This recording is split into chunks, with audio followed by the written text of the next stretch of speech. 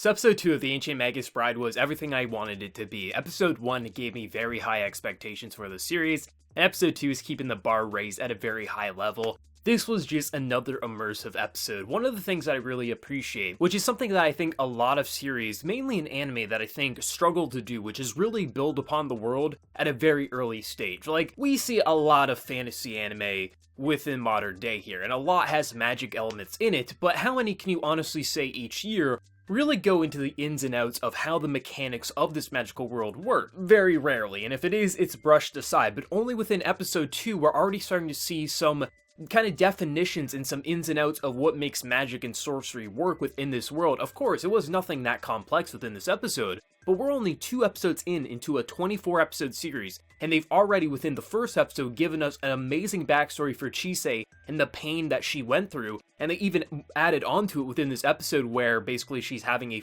dream or a flashback where essentially her family was just saying, "I wish you were never born," which it seems like it was her mother who said that, which seems even harder for her. So they're already giving us great development and backstory to make us understand why our main character is so almost like kind of like a shell of who she truly should be. But within this episode, they clearly explain the difference of mages and sorcerers in this world, which is only in episode 2. This is something that it should be a common thing. If you're going to have a magical world, you should explain the technical ins and outs. But not many series do this, but they're already expanding on it, and it's brilliant for that. Of course, the star of the show is Chise and Elias's relationship, but they even introduced some more side characters in this episode, and it didn't feel crowded. And this is just amazing to me. I love this episode, and I love this series so much. Like, we get introduced to a couple of new characters here, one of which is a priest, essentially, and it's kind of interesting. Like, he was the least interesting part of this episode, but it's nice to see that Elias basically makes kind of like medicine with his magic, and essentially that magic is used to cure people, so you can see kind of like how it can be implemented into the normal world. Even though he's a giant Skeletor beast, he can even interact with some priests, and they're not going to chop his head off. But then we also get introduced to, I believe her name was Angelica, and essentially, she was just a very interesting character, because throughout the episode, you don't quite know which direction she's going to go. After Chise basically uses these crystals, where she's saying like, "Hey, if you want to use magic, I can teach you," and she's supposed to kind of like imitate a flower, like think of your favorite flower, and she's having like a flashback to her mother, and it kind of goes insane. The crystals are going everywhere, and then Elias steps in.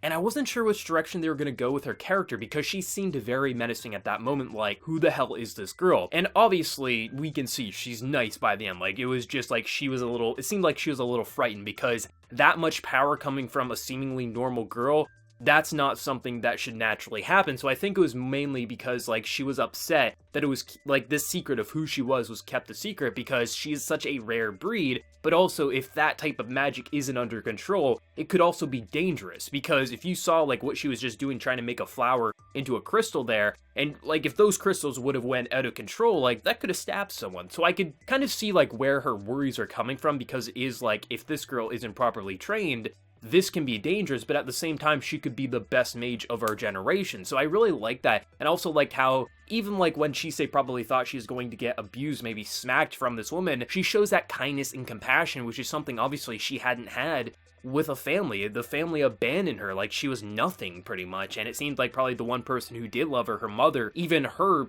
she probably got fed up with her, and then eventually, obviously we know she died. Her father was nowhere to be around, so we already got a really good kind of sense of personality and backstory to Chise, and why she's feeling the way she is, but also that comfort that's coming in with all these new characters. But they even expanded on the magic and sorcery of this world, kind of like explaining the difference of bending and changing fate kind of a thing. And I just thought this was a brilliant episode here, and it ends in a phenomenal way. Literally, a dragon kidnapping Chise, and we know she's gonna go back to Elias. I mean, we're only 2 episodes in this series, but it's crazy that they just keep throwing some curveballs in here, and I think this is going to be a brilliant series. 24 episodes, and I think we're going to have a lot of kind of, like, I feel like at the core, it's going to be a very kind of calming series. There's going to be more focus on the characters, and not always going to be dragons flying around, but there will be those sprinkles of adrenaline that will kind of happen here, and I just think they're doing a brilliant job. If they continue to just expand on the world and expand on the characters the way they've done in the past 2 episodes, this will be a phenomenal series by the end. The art and animation wasn't as stellar as the first episode, but that's to be expected. We're 24 episode series here. We're not always going to have that dazzling animation, but it still looked beautiful in its own way, and I really like the OST on this episode. Obviously, we're only 2 episodes in, so, and how much of, like, a variety the soundtrack will have, but within the past 2 episodes, they've had a wide range of songs that they were using, so when Chise and Elias were walking back from Angelica's store there, I love the beat that they were using, and I also find the comedy in this series to work quite well. I know the chibi style comedy isn't going to be for everyone. I'm usually not a fan of it, but I actually think it works in this series. But I did hear, like, I think it's like after like chapter 7 or something of the manga, it kind of tones down, so if people are bothered by it, it shouldn't be around for too long. But I really enjoyed it. I think it's funny. I really do enjoy like how, because you can't tell when Elias is being serious or not because he does have a skull face, besides when he uses magic, obviously. So I love how, like, he said, like, so should we go on our honeymoon? And she says just, like, I can't tell if he's serious or not, but nothing feels, like, invasive or, like, it feels threatening.